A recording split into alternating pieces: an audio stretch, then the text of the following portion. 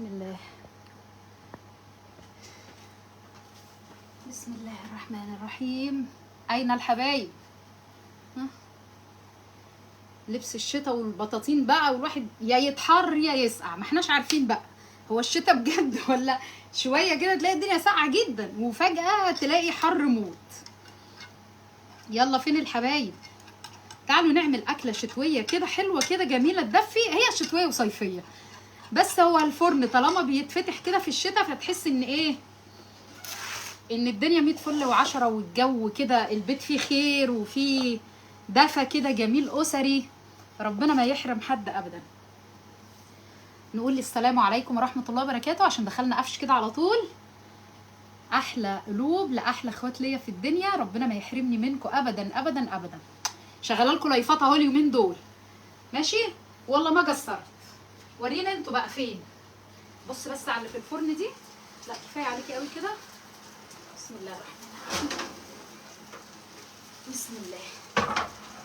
عايزه اغطي عليكي عشان ايه تبقي مستطريه كده وحلوه واموره.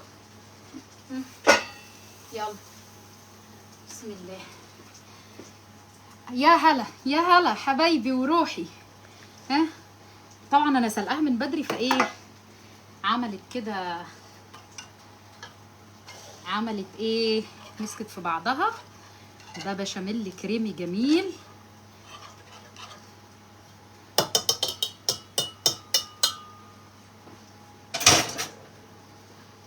ننزل كده، انا بحب انزل ببشاميل كتير في قلب المكرونه قبل ما نقول بسم الله الرحمن الرحيم كده في اي حاجه.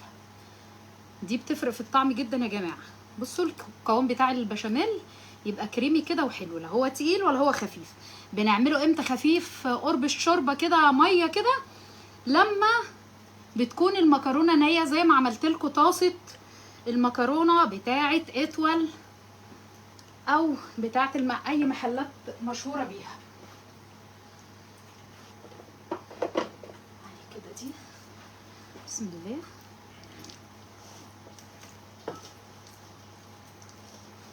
اهي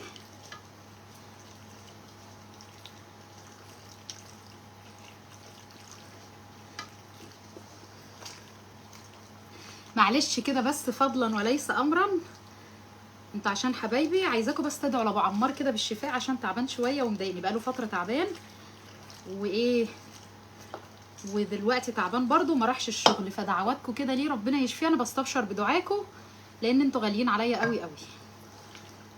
ربنا يشفيه ويشفي كل مريض يا رب، ويعافي كل مبتلى ويطمن قلوبنا على حبايبنا يا رب. هو غالي عليا جدا وصراحه يعني لما بيبقى في حاجه انا الدنيا بتتقلب صراحه يعني في وشي. ربنا يشفيه ويعافيه يا رب ويطمنا عليه وما يطلع في حاجه تخض ابدا يا رب. لا انتوا ولا احنا ولا حبايبكم يا رب، يا رب ولا حبايبكم. بس خلاص احنا فككناها بالبشاميل اهي، حطيت نص البشاميل فيها خلاص. بسم الله. هعمل لهم صينيه بشاميل كده مع شويه حاجات تانية، اكل مصري اصيل حلو جميل كده في السقعه دي. وادي الصينيه، هنزل كده كبشه بشاميل. بسم الله.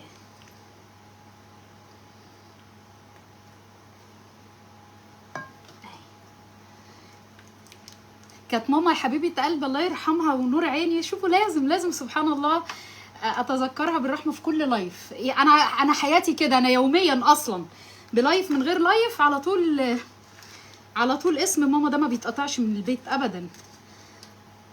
ربنا يجعلها من اهل الجنه. هو انا ما حطيتش المايك؟ ايه ده لسه مش واخده عليه؟ عشان ايه جايباه مش واخده عليه؟ نحط المايك.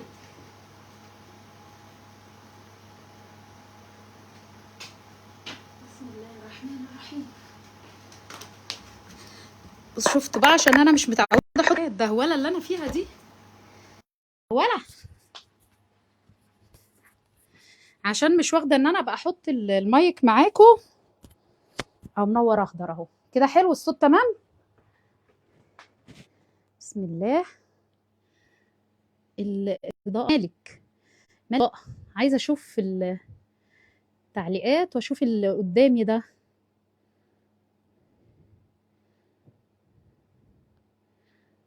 يلا خير. بسم الله الرحمن الرحيم.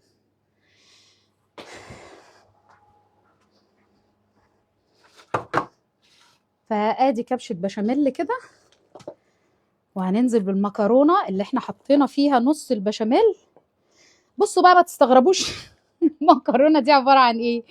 عباره عن اقلام على مقصوصه على صغننه. لقيت في كل كيس حبه جمعتهم وقلت بصوا ما البطن مش هتقول لا. وبعدين هو هتتقطع خرطه المكرونه مفيش حاجه هتبان.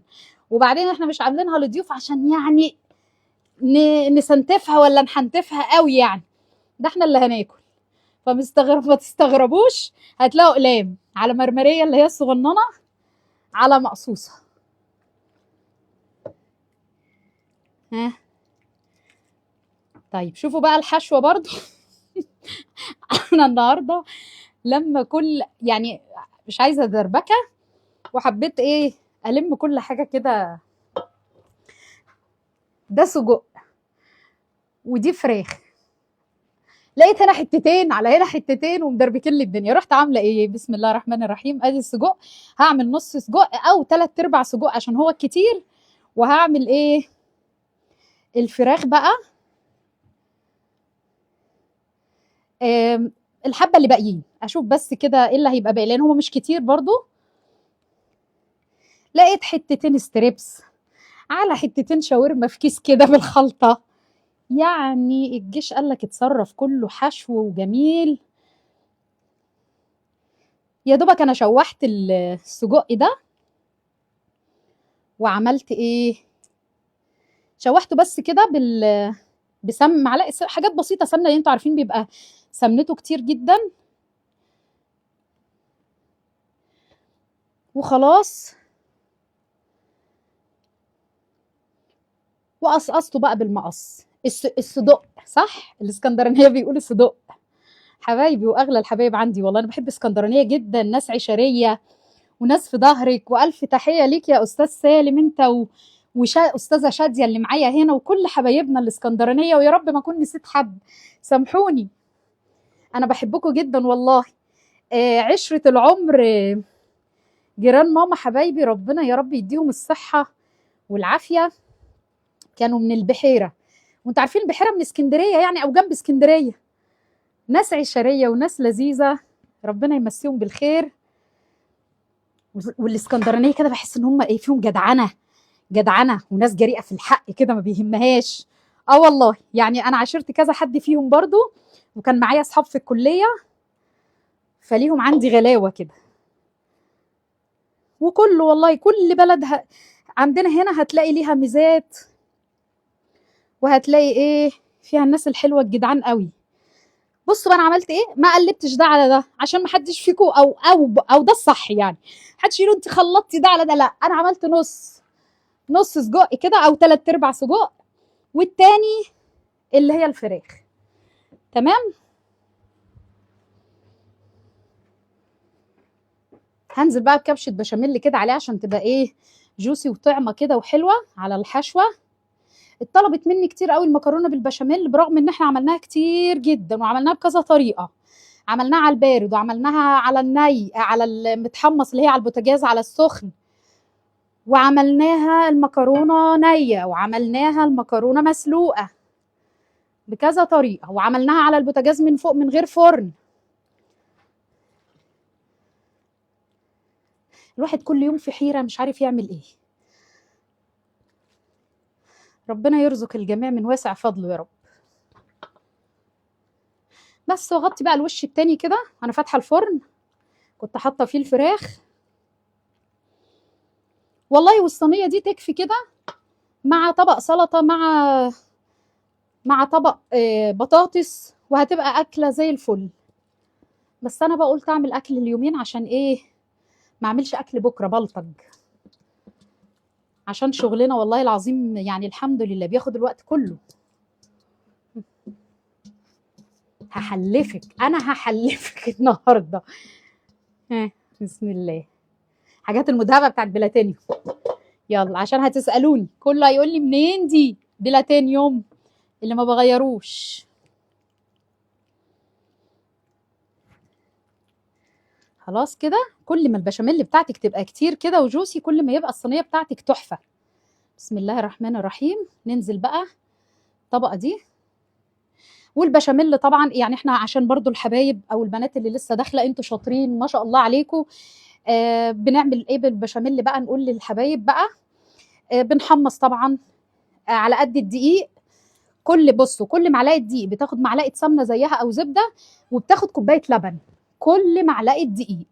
فعلى حسب الكميه اللي انت هتعمليها. انا عملت 4 معالق دقيق ب4 معالق سمنه على زبده. الزبده برضو بتديها ايه، روح كده. تمام.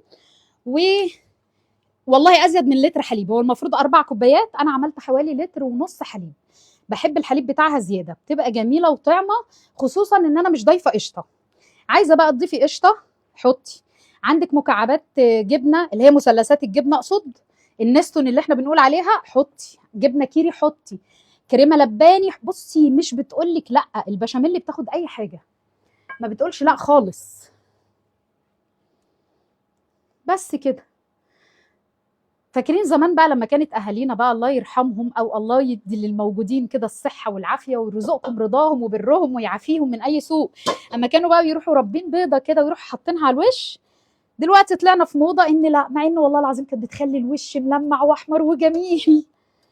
في ناس بقى اللي هي عندها حساسيه من البيض، او الناس اللي بتبقى ايه تقرف من ريحه البيض والزفاره، خلاص بلاش على الوش بيض، ونكتفي بجبنه رومي او جبنه شيدر او موتزاريلا، ورشه بابريكا على الوش كده، تديها حمار وبتخلي وشها يضحك ويبقى جميل كده. وشها احمر وخدودها حمرا زي خدودكم الحلوه دي. بس كده خلاويصن. هي طبعا كل حاجتي مستويه، فانا هدخلها. بس بحب دايما اشممها الفرن من تحت، يعني مش بفتح شوايه بس. كتير بيفتح شوايه لا، ما اعرفش يعني. انا وماما الله يرحمها كنا نحب ان احنا ايه، نفتح الفرن، تاخد وتدي كده مع نفسها حوالي 5 دقايق او 10 دقايق، وبعدين نروح فاتحين الشوايه اخر حاجه. بس ننزل بقى على الوش بجبنه. دي جبنه رومي، اللي مش عايز ينزل بجبنه رومي خلاص، بس انا عندي الولاد بتحب الجبنه الرومي فيها جدا اكتر من الموتزاريلا كمان. ما انا بقول لكم دي ما بتقولش لا. طب انتوا عارفين لو نزلت على الوش برضو بجبنه قريش، اقسم بالله بتبقى تحفه. كان مره ما عنديش جبنه شيدر ولا جبنه موتزاريلا ولا اي حاجه، نزلت بجبنه قريش وعليها رشه بابريكا، طلعت خطيره. لان الجبنه القريش ايه ده، بتبقى جبنه دسمه كده وحلوه، وبتبقى عامله زي القشطه، ولما بتسيح كده بتبقى عامله زي الموتزاريلا، بتبقى جميله. ساعات بقى كنت احط لهم على الوش زيتون، بس انا بقى لسه هفتح وهقطع واخلي زيتون، فخلاص. برضو الزيتون على الوش بيفرق، برضو بيبقى يديها طعم حلو قوي، بالذات لما بتكوني حاطه على الوش جبنه رومي. خلاويصهم. عايزين نسوي بس الصينيه وندخلها 10 دقايق تحت. خلاص. احط بقى ايه، بسم الله.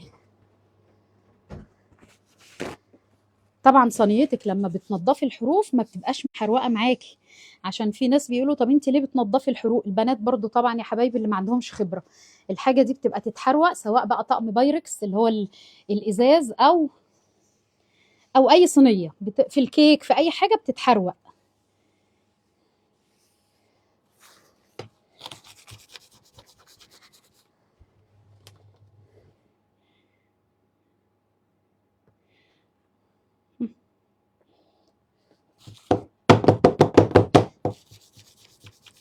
بس ان شاء الله باذن الله كده، باذنك يا رب، ربع ساعه وهتكون تمام. 15 دقايق تحت، وتحت الشوايه كده ايه، بابريكا. فين البابريكا؟ تحت الشوايه مجرد ما تاخد لون وخلصت القصه. شويه بابريكا بقى مدخنه على الوش بقى كمان مع الجبنه الرومي دي، حكايه. يبقوا جربوها. ساعات برضو كنت احط مع، يعني لو معلقه صلصه صغيره، لو انا عايزه الوش احمر قوي، واحط عليه سنه بابريكا برضو مدخنه، بتديها طعم حلو ولون حلو جدا، بدل البيض برضو وبدال الجبنه. بس يا حبايب قلبي خلاويص، وهوريلكم انا عامله ايه تاني. احطها تحت كده شويه صغيره. بسم الله الرحمن الرحيم يا رب. دي الكاميرا الاماميه يا جماعه بتعكس، عشان الناس اللي بتشوفني بستخدم ايدي يقول انت شوله يا ام عمار او لما باجي بدوق حاجه تقولوا بتدوق بالشمال. لا دي الشمال، شوفوا يا زهر عندكم اليمين ودي اليمين، فالكاميرا الاماميه بتعكس الاتجاهات. مع ان يا جماعه الشول دول اصلا بيبقوا اذكياء جدا، انا اعرف منهم ناس كتير شول بيبقى ما شاء الله نسبه الذكاء عندهم عاليه. ها يلا كده فكروني، بس انا عايزه احطها تحت شويه صغننه وبعد كده ايه نخليها فوق بقى تاخد وتدي مع نفسها. يلا ادعوا لي بقى المفاجاه اللي انا عماله احضرها لكم، عمال يجي الحاجات اللي انا طالباها ولسه الباقي. بصوا انا هوريها لكم في الكيس، دي حاجه جت. ها مش عايزه اقرب عشان محدش يشوفها دي اول حاجه فيهم، طالبه شويه حاجات، عامله اوردر ابو عمار هيموتني بمبلغ قد كده بس عشان والله العظيم ايه انتوا تنبسطوا، وانا كمان انا بقول له انا حابه كمان الاجواء دي والمنظر ده، انا بحب كده جدا يعني. روح قلبي وحياتي وحبيبتي ما تحرمش منك نوسه، جميله انت جميله يا نوسه، ربنا يخليكي يا رب. بسم الله. نجيب بقى ايه الاطباق عشان نغرف. ايوه هنغرف بقى في اطباق عاديه بقى زي الفل. والله الاطباق الميلامين دي جميله، ده انت تحسي انها بورسلين اصلا.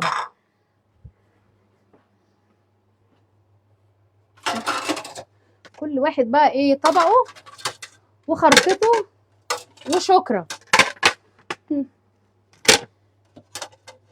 بس كده يا عم الحاج.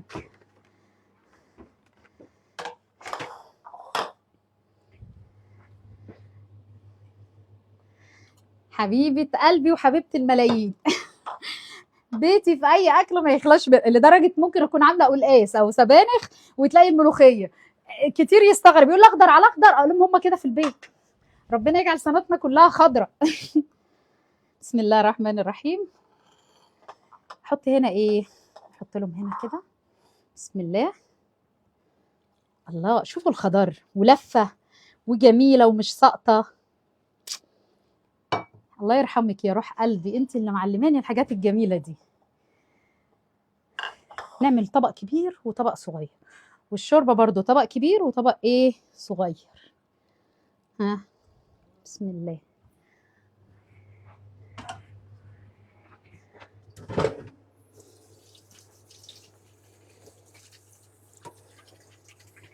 شفتوا المحوجه اللي انا منزلاها النهارده؟ ايه رايكم؟ اللي هي اللقمه الصفراء بتاعت حبايبنا بتوع بورسعيد والضمايطه، نزلتها لكم اهي بطريقه ماما حبيبتي الله يرحمها، بس الفيديو بتاعي مش بتاع ماما. ماما الفيديو بتاعها موجود على الصفحه، كل فيديوهات ماما يا جماعه موجوده على الصفحه، عشان الناس اللي بتدخل تقول لي فين فيديوهات الحاجه انت مسحتيها ليه؟ لا عشت ولا كون ان مسحت فيديو ويتقطع ايدي، عمري ما امسح فيديو. الكلام ده في قناه اليوتيوب، قناه اليوتيوب جالنا فيها اللي هي كانت 1,200,000 متابع، حصل فيها مشكله فنيه، الكلام ده السنه اللي فاتت، وبعد كده اتقفلت خالص. فتحت قناه تانية صغيره جيت انزل فيها حاجه ماما، ابن الذين اداني قال لي ده محتوى مكرر. طب ما انت قفلته، ما انت قفلت الكبير، اداني محتوى مكرر وعمل لي مخالفه وازلت الفيديوهات دي. لكن جميع فيديوهات ماما بلايفاتها حبيبتي الله يرحمها ان شاء الله في ميزان حسناتها موجوده على الصفحه بتاعت الفيسبوك، وبنزل منها كل شويه، كل فتره بنزل منها. وسبب ان انا ما بنزلش كتير حاجه ان ابن الذين امنوا ده برضو بيوقع ريتش الفيديوهات القديمه، دي حاجه جديده لسه عاملها بقاله كام شهر، اي فيديو قديم ننزله بيوقع ريتش الصفحه خالص. فبنزل بقى كل فتره انزل، اقول لازم هنزل، بس بنزل على فترات متباعده شويه. فان شاء الله باذن الله هنزل لكم برضو لماما فيديوهات تاني برضو ان شاء الله. بمناسبه الشتاء المغات كانت مطبخه لكم للوالده، يعني تقول لي كده بصي كانت هي تعمله لي يا حبيبه قلب الله يرحمها، فيديو المغات كده متطبخ يا دوبك، تجيبي المغات وتحطيه وتحط عليه الميه وخلاص، عشان ما تبقيش ملبوخه ساعه الضيوف، ويا رب كده يرزق الجميع الذريه الصالحه يا رب. ادي شويه لسان عصفور. فكانت يا حبيبه قلبي كانت كل الحاجات الجميله بتاعت زمان كانت عاملاها ليكم. فان شاء الله هنزل المغات وهنزل بودره السحلب والهوت شوكليت بقى ده بتاعنا اللي هو الكاكاو يعني. كل ده ان شاء الله هينزل تباعا، وممكن ابقى اصور لكم منه جديد. والكسكسي والمخروطه وايه تاني عملنا، قلنا الفطير المشلتت احنا من اسبوعين، اللي ما شافش الحلقه اسهل طريقه للمبتدئين عاملاها لكم بطريقه ماما حبيبتي الله يرحمها من الالف للياء، والله العظيم، ونص كيلو دقيق، وعمل فطيرتين قد كده حلوين متوسطين حلوين.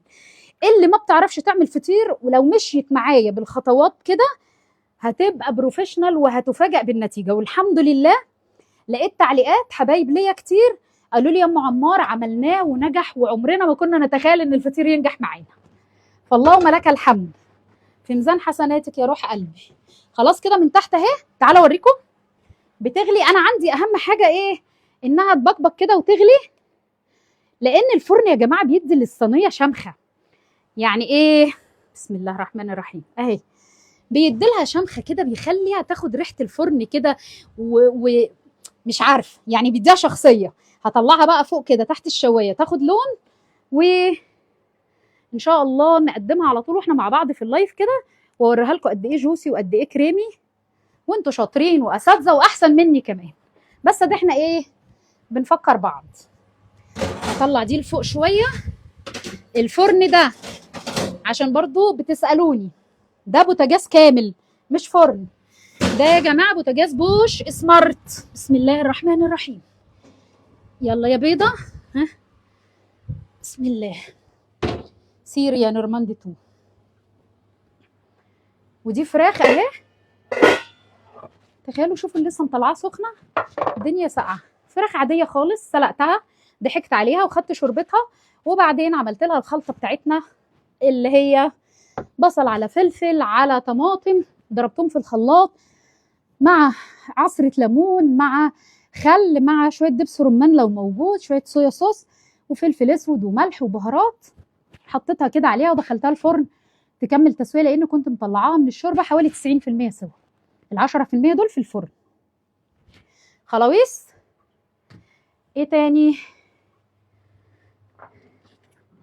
نجيب معلقتين كده، ايوه بصوا الملخلخ اهي، بصوا جمالها، ولا قطعه ولا صيصه، ومقاومها جميل، وسكر زي السكر يا جماعه. الطريقه بتاعتنا دي بشره طماطمايه كده معاها بتخليها خرافه. وده اللسان العصفور المفلفل الجميل اهو، اللي ما شربليش الشوربه كلها، يا دوبك بعد ما تحمريه تنزلي بيه في الشوربه ياخد غلوه غلوتين وتقفلي النار وتسيبيه، هتلاقيه لوحده كده. انا بفتحت دلوقتي قدامكم لقيته استوى اهو زي ما انتم ما شايفين، وما يشربش منك الشوربه، وهتلاقيه ولا يعجن ولا اي حاجه، وزي الفل. ولو انت عايزه يطلع لونه متوسط كده وجميل تغمقيه وانت بتحمريه، مش هنحرقه، مش هنخليه بني، هنخليه ذهبي غامق شويه، عشان هو لما تحط عليه الشوربه بيفتح يبقى اللون الذهبي الجميل ده.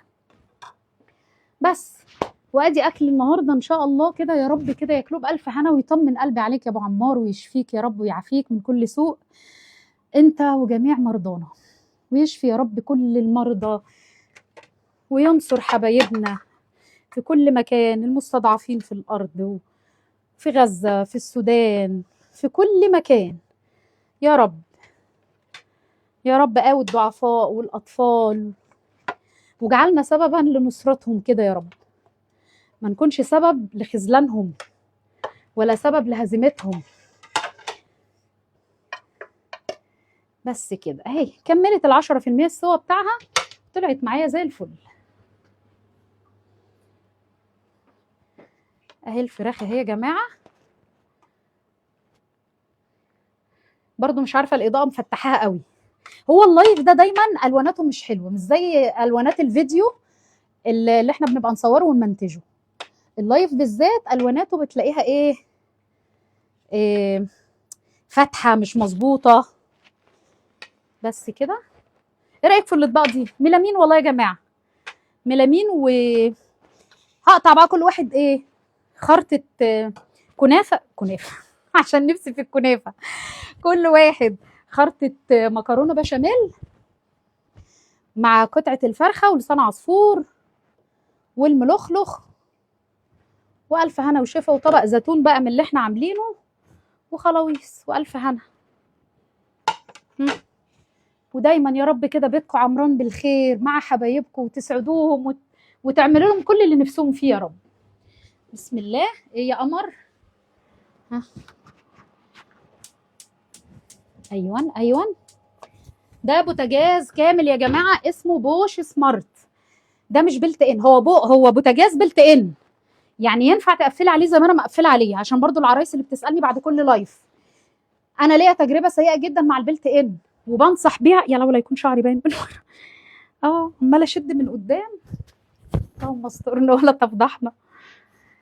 ليا تجربه سيئه جدا جدا مع البلت ان يا جماعه. البلت ان اصلا ضعيف جدا. تقعدي تحطي ايدك على خدك كده تغني يا ليل يا عين، وتقولي ظلموه على ما تطلع لك الصينيه وشها محمر وضيق من جوه. طبعا انا جربت ده وجربت ده، فعايزه تاخدي حكم حد صح يكون جرب الاثنين. جربت البوتاجاز العادي، كان كريازي 5 شعله اللي انا متجوزه بيه، والله العظيم كان حمار شغل لا مؤاخذه، وزي الفل ما اشتكاش. حبينا بقى نعمل بقى ايه، نمدن نفسنا بقى، واشمعنا والشيفات كلهم عاملين وجايبين البلت ان.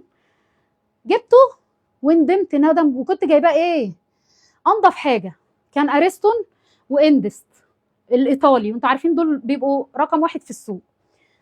والله العظيم كان بيمررنا انا وماما، ونطلع الصواني بره في عند الفران، لما يكون في عزومه عندنا ولا حاجه كنا بنتبهدل. القوي وبعمره بوتاجاز كامل، اي نوع بقى انت واثقه فيه. بس النوع بتاعي ده بوش سمارت، اللي هو احدث اصدار، اسمه سيريال 8، سيريال 8. تمام. هو ده احدث حاجه. في منه ستانلس وفي منه ازاز. انا جبت الازاز عشان يمشي مع الديكور، وعشان التصوير معاكم يبقى حاجه شيك. العملي اكتر الستانلس. تمام. برغم ان ده بسم الله ما شاء الله لا قوه الا بالله، اللهم بارك، ما شفتش منه حاجه وحشه. بس ده الكلام اللي اتقال لي من المهندس، قال لي ان العملي اكتر اللي بيبقى كله ستانلس مش الازاز. وده طبيعي طبعا، الستانلس بقى بيبقى يعني شغال ما بيقولش لا. فدي برضو جاوبتها لكم كتير، حبيت اقولها تاني في اللايف عشان ما في لايف بطلع غير لما يسالوني على البوتاجاز. ده بوتاجاز كامل، مش فرن بلت ان ولا مسطح بلت ان. خلاويصون هتقولي لي بكام؟ ده اخر حاجه انا كنت جايباه بحاجه و30. الكلام ده من سنه ونص تقريبا. دلوقتي سمعت تقريبا هو عدى ال50، بس برضو هيبقى اقل من البلت ان والمسطح. لما تيجي تجمعي البلت ان والمسطح كده ممكن يخشوا في 100,000 ويعدوا، على حسب البراند او الماركه اللي انت جايباها. ده اقل، ومساحه ساعه بتبقى اكبر. اي بوتاجاز، ما بتكلمش على ده بس، اي بوتاجاز كامل الفرن بيبقى اكبر، والاداء والكفاءه بتبقى اعلى. خلاص يا جماعه، سيبكم من الشكليات واللي يقول لكم ايه بلت ان وشياكه، لا مش عملي. ودي نصيحه مني ليكم، انا لا جاي لي من ده ولا جاي لي من ده، انا جايباه ودافعه فلوسه كامله وما بعملش دعايه لحد. بوش مش عايزه مني دعايه يعني، ده عشان الحبايب اللي بتسال. خلاص، ربنا ما يحرمني منكم. شوفوا بقى المحوجه اللي هي اللقمه الصفراء اللي انا منزلاها، وكنت منزله لكم المفتقه ريلز كده من حوالي 3 4 ايام. الحاجات دي بقى بتاعت الشتاء. اهلا بيكي يا قلبي، حبيبتي، حبيبتي يا ست الحاجه. انا ان شاء الله هشوف تعليقاتكم زي ما انتم عارفين، ان انا كل لايف بعد اللايف، بصوا لازم احط ايدي في جيبي، اصل دي على فكره دي عاده، دي متلازمه عندنا وجوزي. حط ايدينا وجبنا ونحط رجل على رجل لما نقعد، والله ما تناكى، هي متلازمه كده غريبه يعني. فان شاء الله هرد عليكم بعد اللايف باذن الله. ام سالم حبيبه قلبي، مليون تحيه واحلى قلوب لاهل فلسطين الحبايب الغاليين، تاج راسنا كلنا. رب يحفظكم وينصركم ويجمعنا كده في ساحات الاقصى ان شاء الله، تصلي صلاه الفاتحين هناك كده وانتم منتصرين بعز عزيز يا رب يا رب. ايه لو سمحت، ايه مش بلاتينيوم؟ حاضر، هبعت لك تفاصيلهم بعد اللايف على طول ان شاء الله. نوع عجان ولا نوع ايه؟ نوع الفرن. ما انا بقول لك هو مش فرن، ده انا عماله الك بقالي ساعه. ده بوتاجاز بلت ان، بوتاجاز كامل، مسطح بفوق، يعني ايه مش مسطح بفرن. طب تعالوا انا اجيب لكم الكاميرا عشان واضح كده ان لسه الناس ايه، في ناس داخله ما شافوش الكلام ده. على ما الصينيه والشاي يحمر كده ونقطعها سوا. بسم الله، ايوه اهي ابتدت تضحك اهي، وخدودها تحمر زي خدودكم الجميله. كانت ماما تقعد تقول لكم كده، خدودكم الحلوه وشكم الاحمر. تعالوا تعالوا ورايا كده بقى اوريكم.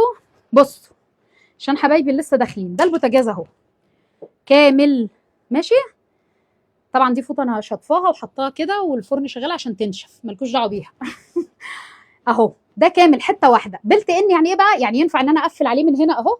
شركه الريان اللي عملوا لي المطبخ قفلوا لي عليه هنا من الجنب ده ومن الجنب ده ومن هنا كده، تحت الوزره. وكمان عاملين لي بيت كده بحط فيه الفحم بقى، وبحط فيه ايه طاسات الزيت والحاجات دي.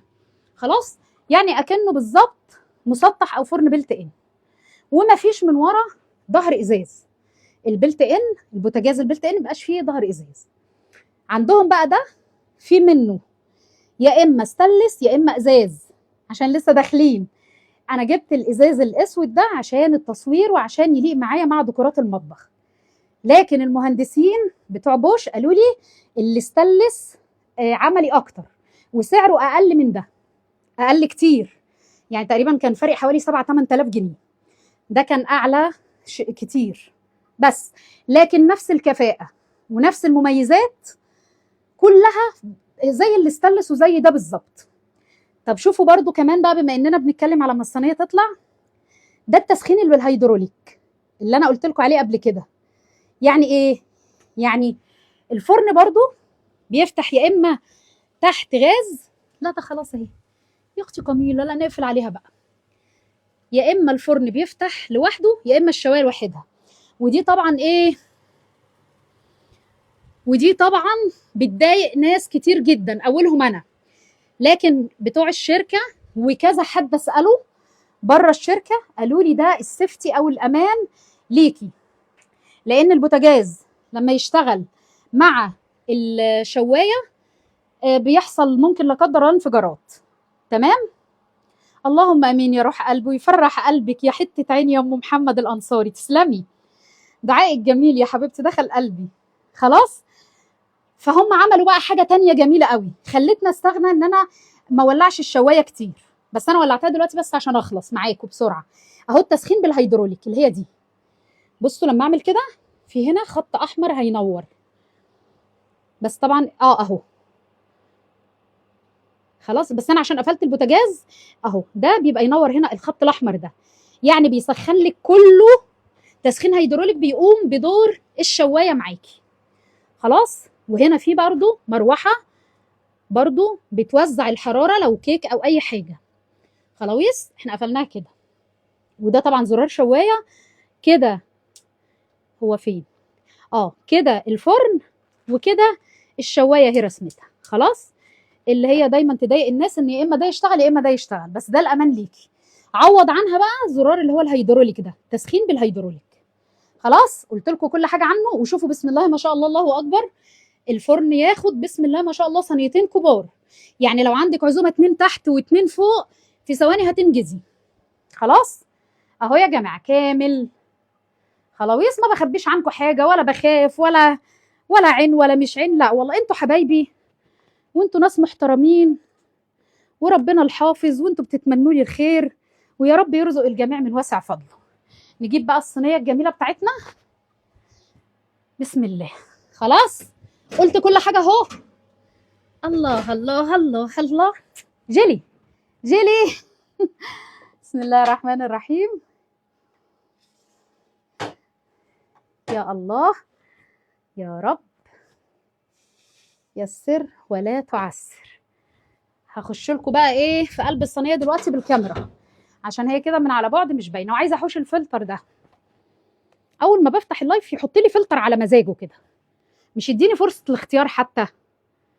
اهو فين نعمل بقى نن يا عم.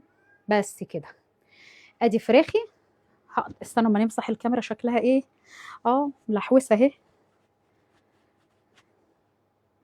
ادي الفراخ ملخلخ الجميله، لسان العصفور، وادي صينيه البشاميل. شفتوا رشه البابريكا عملت ايه مع الجبنه بقى الرومي؟ انتوا عارفين الجبنه الرومي بتبقى دسمه، بتدي كده تلميعه في الوش حلوه، وبتدي ايه، بصوا، وبتدي لها طعم وريحه حلوه جدا. خلاص، طب تعالوا نقطع كده. عايزه اجيب خرطه. بسم الله. تعالي تعالي.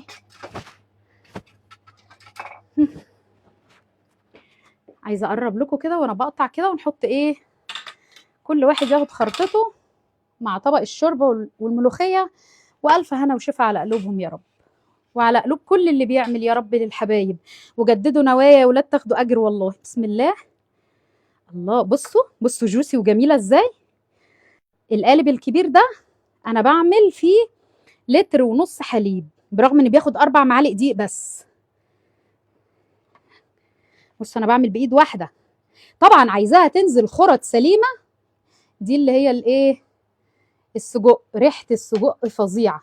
عايزاها خرط سليمه تستني عليها لغايه لما تبرد خالص، لكن احنا بنحبها جوسي كده وسايحه ونايحه كده اهي. بسم الله.